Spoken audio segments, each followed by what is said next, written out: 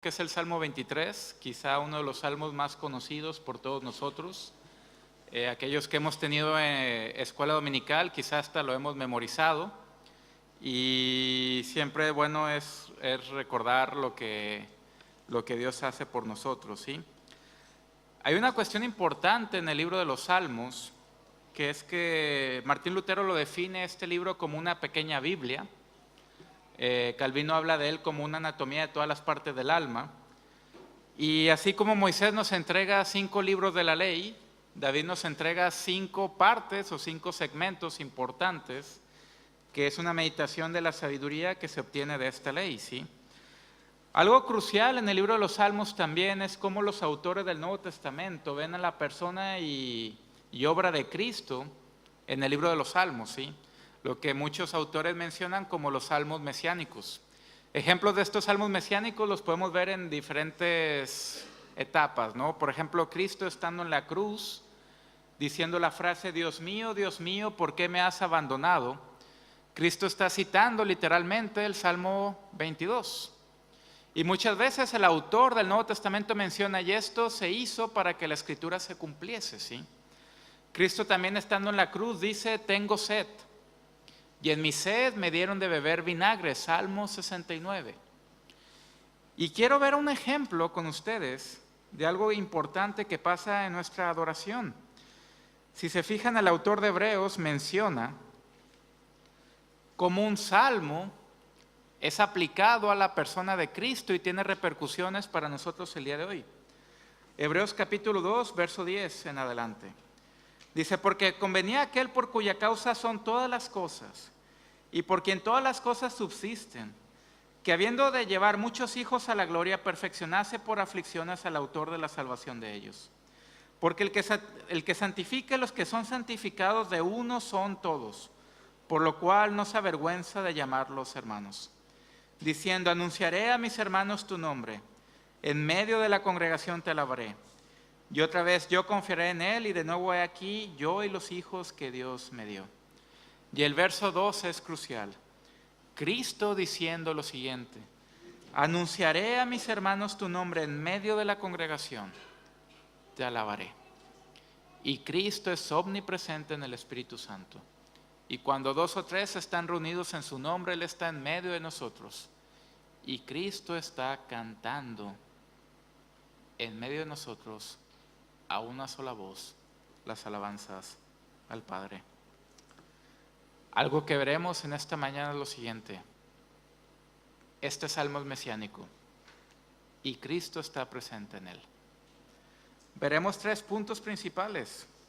El primero es la definición del pastor, porque este salmo hace énfasis en esta imagen. Segundo, veremos lo que hace el pastor. Si ya sabemos qué es un pastor o quién es el pastor, vamos a ver lo que hace este pastor. El tercer punto es las consecuencias que tiene el tener este pastor. Y como aplicación veremos cómo Cristo realmente se ve reflejado en cada uno de estos versos, en su obra y en su ministerio en la tierra. Y antes de empezar a leer, oremos, pidamos la bendición del Señor que nos guíe en esta mañana. Padre, gracias por la bendición que tenemos de estar aquí. Te pido, Padre, que en esta mañana tú nos des ojos para ver, oídos para oír y un corazón para entender. Te pido, Señor, que sean gratos los dichos de mi boca y la meditación de mi corazón delante de ti. Que podamos ver cómo Cristo realmente cumple todas las cosas que se mencionan en este salmo, ya que Él es nuestro pastor. Te pido, Padre, que nos guíes por medio de tu Espíritu Santo. Todo te lo pedimos por los méritos del Señor Jesús. Amén. Salmo 23, esta es la palabra del Señor. Jehová es mi pastor, nada me faltará. En lugares de delicados pastos me hará descansar. Junto a aguas de reposo me pastoreará. Confortará mi alma. Me guiará por sendas de justicia por amor de su nombre. Aunque ande en valle de sombra de muerte, no temeré mal alguno porque tú estarás conmigo. Tu vara y tu cayado me infundirán aliento. Aderezas mesa delante de mí en presencia de mis angustiadores. Unges mi cabeza con aceite, mi copa está rebosando. Ciertamente el bien y la misericordia me seguirán todos los días de mi vida, y en la casa de Jehová moraré por largos días. Amén. Aquí termina la lectura de la palabra del Señor. Primer punto, ¿quién es o la definición del pastor? Si se fijan, este salmo es un salmo escrito por David. Y David es un personaje que antes de ser rey tenía un oficio. Y el oficio era ser pastor. Es el pastor de las ovejas de su padre Isaí. Y qué mejor que esta persona que conoce perfectamente cuál es el oficio del pastor, escriba acerca de este salmo, definiendo quién es el pastor. La imagen del pastor es muy fundamental, sobre todo en el mundo antiguo. Si vamos, por ejemplo, a las crónicas de Nabucodonosor, el rey de Babilonia, vemos que en las crónicas se menciona que Nabucodonosor no solamente es el rey de Babilonia, sino que es el pastor de Babilonia.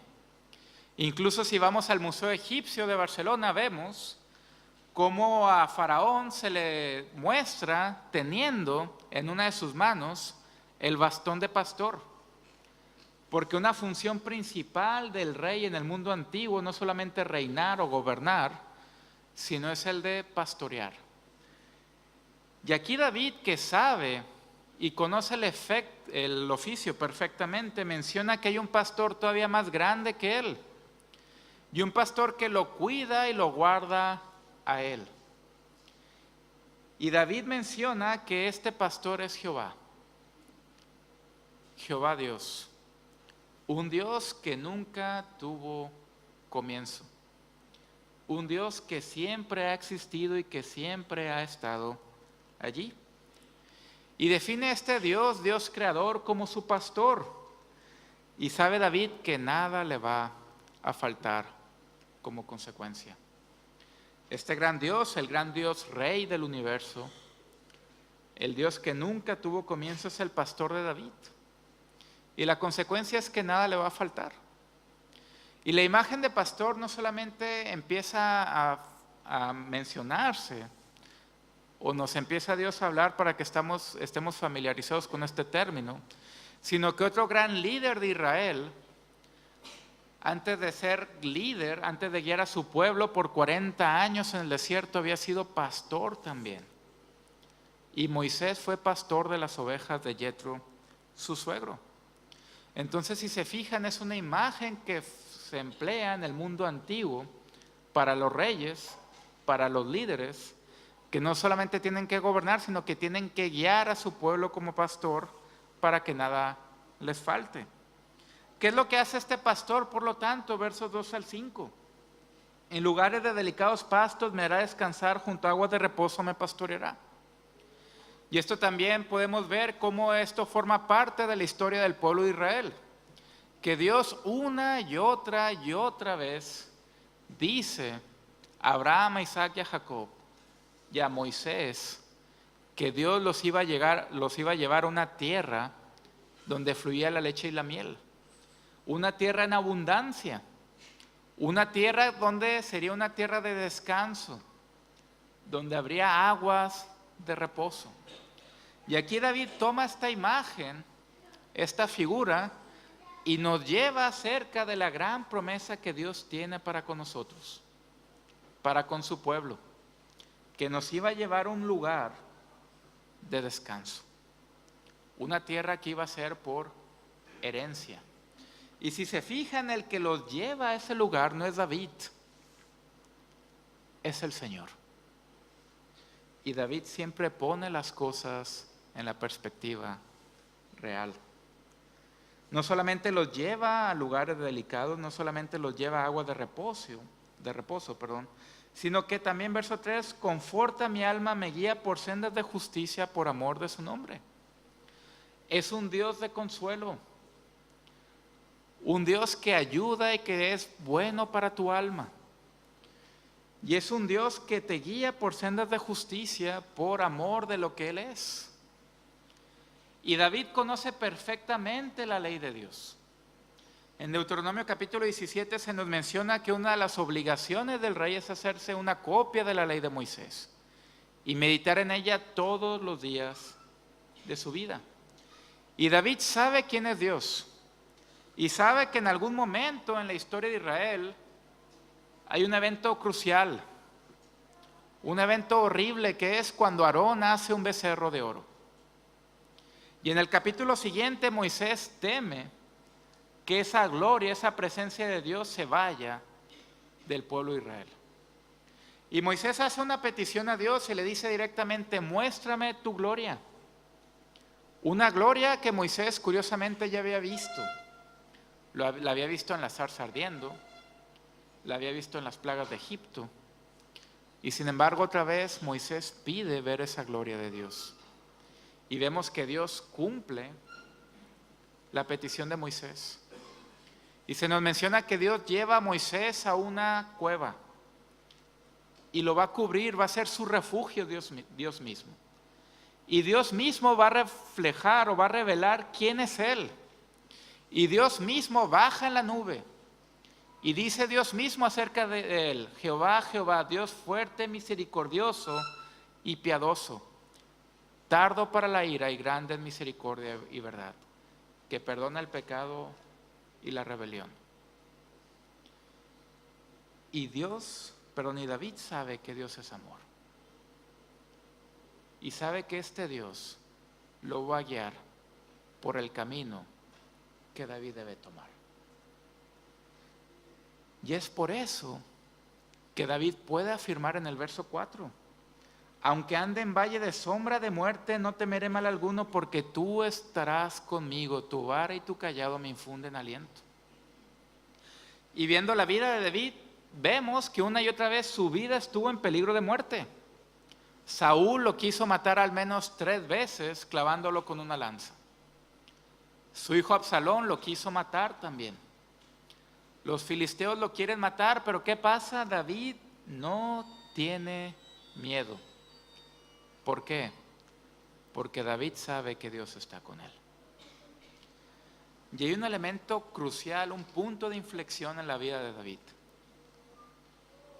Y David es alguien que no teme. Y vemos que en algún momento de su vida, David se va a enfrentar a un gigante que se llama Goliat. Y se nos menciona en la narrativa que Saúl está muerto de miedo. Y si Saúl tiene miedo, ¿qué pasa? Que todo el pueblo de Israel va a temer. Y este es el elemento donde David que ya ha sido ungido como rey, se va a presentar como el gran rey victorioso. Y David ha escuchado lo que Goliat ha dicho acerca de Dios. Y David se presenta ante Saúl para presentarse como un voluntario para ir a luchar y vencer a este filisteo incircunciso. Y Saúl le dice: tú no puedes contra él. Él es soldado desde su juventud y tú solo un muchacho. Sin embargo, David menciona lo siguiente. Y fíjense las palabras que dice David a Saúl: yo soy pastor,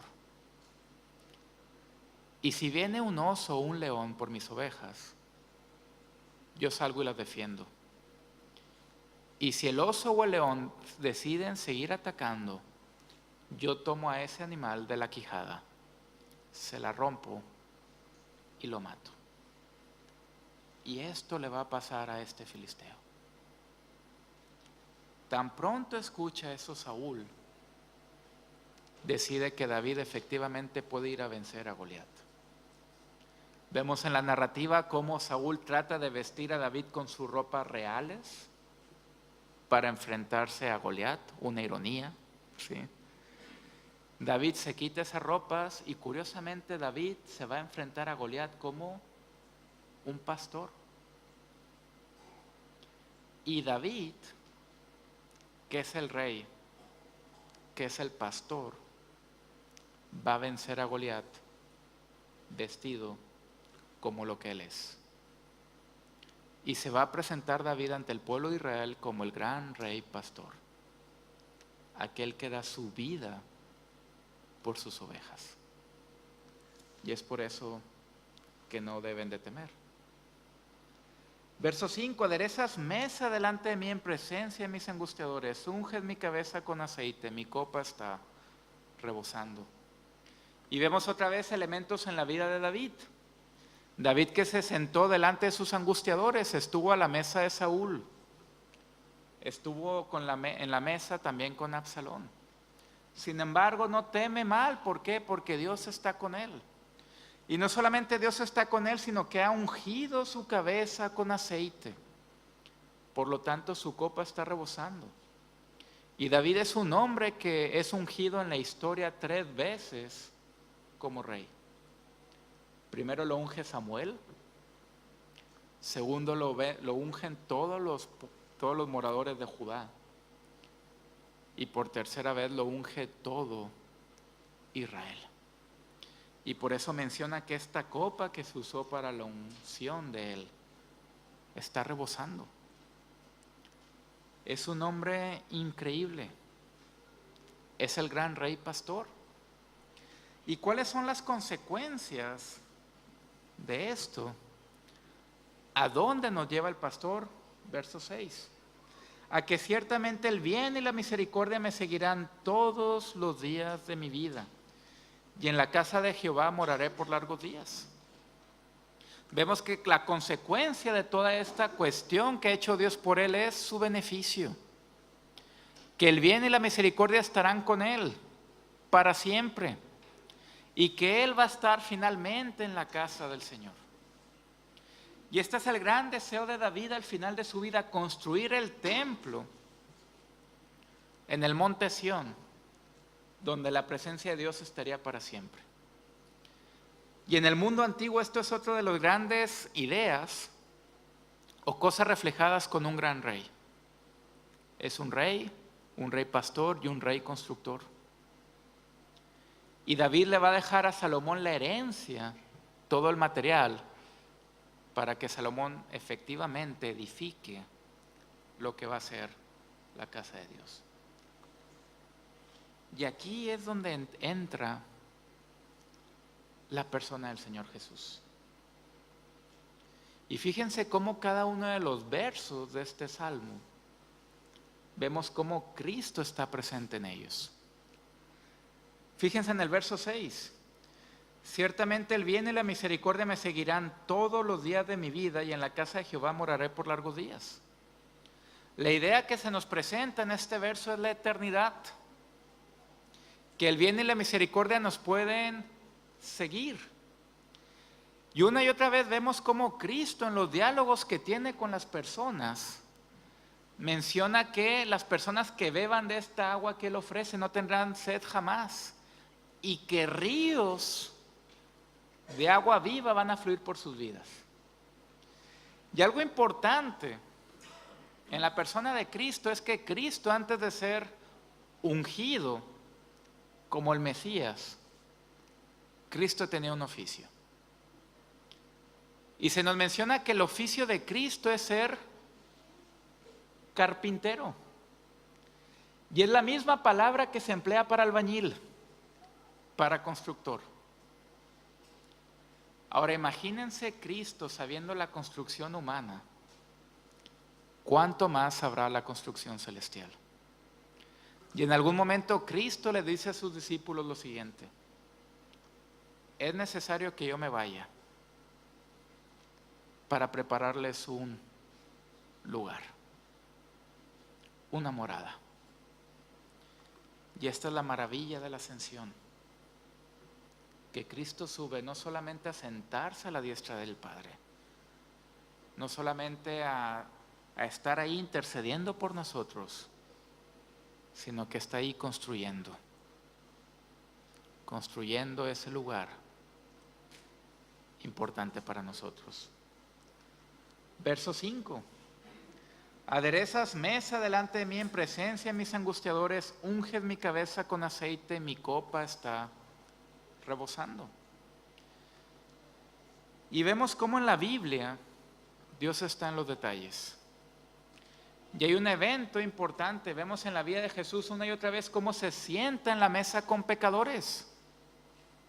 con angustiadores. Y vemos que en algún momento, cuando Cristo va al aposento alto, va a tomar el pan y lo va a partir diciendo: este es mi cuerpo que por vosotros es partido. Y después va a tomar una copa, que esa copa va a ser una copa de salvación, llena a rebosar. Pero antes de eso, antes de ofrecer esa copa de salvación, se nos menciona en Mateo 26 que antes de ir a ese aposento alto, donde estaría Judas, el gran angustiador, al cual Cristo le dice: lo que vas a hacer, hazlo pronto, pasa un evento crucial. Y Mateo 26, a partir del verso 6, nos menciona lo siguiente: y estando Jesús en Betania, en casa de Simón el leproso, vino a él una mujer con un vaso de alabastro, de perfume de gran precio, y lo derramó sobre la cabeza de él, estando sentado a la mesa. Y fíjense cómo Cristo, antes de estar en la mesa con los 12, había sido ungido por la persona que menos te imaginas. Y Cristo nos ofrece, después de ser ungido, esa copa. Verso 4: aunque ande en valle de sombra de muerte, no temeré mal alguno, porque tú estarás conmigo, tu vara y tu cayado me infundirán aliento. Y esto también lo podemos ver en la persona de Cristo. ¿Por qué? Porque desde el momento en que nace, ya está en peligro su vida. Herodes va a hacer un edicto real, donde ese edicto real dice que mueran todos los niños. Vemos que en algún momento los judíos lo quieren apedrear. Vemos que en otro momento los judíos lo llevan a una montaña para despeñarlo. ¿Sí? Vemos que también su vida está en peligro en el mar. Sin embargo, llegamos a la cruz. Y Cristo en la cruz dice: Dios mío, ¿por qué me has abandonado? Y en ese momento, Cristo se ofrece libremente a morir por nosotros. Y el apóstol Pablo menciona lo siguiente: que aquel que no conoció pecado por nosotros lo hizo pecado para que nosotros fuésemos hechos la justicia de Dios en él. Y al tercer día, el Espíritu Santo lo resucita con poder. Y este mismo apóstol Pablo menciona que ese Espíritu que resucitó a Cristo con poder puede venir a morar en ti y en mí. Y es debido a esto que sabemos que Cristo fue esa persona que efectivamente pasó por ese valle de sombra y de muerte. Ese valle que nosotros merecíamos pasar por él. Cristo ya pasó por él. Y es por eso que no debemos de temer. Y esta palabra es la misma que emplea Cristo después de resucitar, diciéndole a sus apóstoles: no temáis. Yo soy. Y esto nos debe de dar aliento. Porque Cristo, verso 3, es aquel que consuela nuestra alma, que nos guía por sendas de justicia por amor de su nombre. Cristo es amor y nos consuela. Esa labor de consuelo es algo que hacían los sacerdotes en el Antiguo Testamento. Y quiero que vayamos a un texto en Hebreos capítulo 7. Porque el autor de Hebreos va a presentar a Cristo como superior a Moisés, como superior a los ángeles. Y en este capítulo lo va a presentar como superior a los sacerdotes del Antiguo Testamento. Y fíjense lo que se menciona a partir del verso 22. Por tanto, Jesús es hecho fiador de un mejor pacto. Y los otros sacerdotes llegaron a ser muchos debido a que por la muerte no podían continuar. Mas este, por cuanto permanece para siempre, tiene un sacerdocio inmutable. Por lo cual puede, y esto es increíble, por lo cual Cristo puede también salvar perpetuamente a los que por Él se acercan a Dios, viviendo siempre para interceder por ellos. Cristo puede salvar perpetuamente a todos los que por medio de Él se acercan a Dios. ¿Qué hace Cristo hoy? Salva. ¿Qué hará Cristo mañana? Seguirá salvando. ¿Y qué hará Cristo de ahora hasta que vuelva? Salvará y va a interceder. Y nos consuela en nuestra tribulación. Y el apóstol Pablo menciona en su epístola a los Corintios que Dios nos ha dado el espíritu de consolación para poder consolar a otros. Y Cristo es aquel que conforta nuestra alma y nos guía por sendas de justicia. Él es el camino al Padre, que nos lleva hacia el Padre. Si todo esto no ayuda a ver que este salmo es mesiánico, creo que el verso 2 lo deja claro. Fíjense lo que menciona el verso 2 de este salmo. En lugares de delicados pastos me hará descansar, junto a agua de reposo me pastoreará. Y si se fijan en sus Biblias, hay una nota de pie de página al final de este verso. Y esta nota de pie de página nos lleva al último libro de la Biblia. Y nos lleva al capítulo 7 de Apocalipsis, donde Juan ve la visión de las personas vestidas con vestiduras blancas. Y fíjense lo que dice este capítulo. Voy a leer desde el verso 13 de Apocalipsis 7. Entonces uno de los ancianos habló diciéndome: estos que están vestidos de ropas blancas, ¿quiénes son y de dónde han venido? Yo le dije: Señor, tú lo sabes. Y él me dijo: estos son los que han salido de la gran tribulación, y han lavado sus ropas y las han emblanquecido en la sangre del Cordero. Por esto están delante del trono de Dios y le sirven día y noche en su templo. Y el que está sentado sobre el trono extenderá su tabernáculo sobre ellos. Y ya no tendrán hambre ni sed, y el sol no caerá más sobre ellos ni calor alguno. Y el verso 17 es fundamental. Porque el Cordero, Cristo,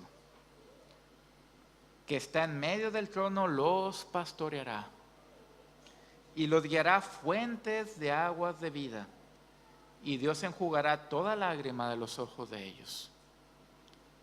Porque Cristo, al final de los tiempos, nos pastoreará y nos guiará a fuentes de aguas de vida. Son las mismas palabras que Cristo emplea con la mujer samaritana. Cristo le dice a esa mujer: del agua que yo les daré, el que bebiere no tendrá sed jamás.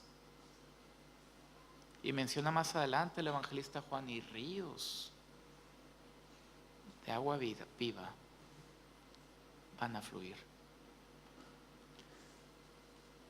Y el apóstol Juan conecta en su visión las mismas palabras del Salmo 23. Ya que Cristo es el que nos guía y el que nos pastorea. Verso 1: Jehová es mi pastor, nada me faltará. En Juan capítulo 10 vemos a Jesús poniéndose de pie y diciendo en voz alta lo siguiente: yo soy el buen pastor, mi vida doy por las ovejas. Mis ovejas oyen mi voz, yo las conozco y ellas me siguen. Cristo es el Rey pastor y el Rey constructor. Y la invitación está abierta a que vengas a Él, ya que Él te puede salvar, puede interceder por ti para siempre y te quiere pastorear a aguas de vida eterna. Confía en ese pastor. Es un buen pastor. Oremos. Padre, gracias por tu palabra y también por las promesas que tenemos. Te pido, Señor, que tú nos ayudes en nuestras debilidades, que tu Espíritu Santo nos acerque hacia ti, viendo que realmente Cristo es nuestro pastor. Señor, también te pedimos por esta iglesia de Salou, que siga siendo luz y sal y que siga siendo un punto de encuentro que pueda llevar más hijos a tu gloria. Señor, bendice al liderazgo. Sé con nosotros en esta semana que comienza, Padre. Te lo pedimos todo por los méritos de tu Hijo Jesús. Amén.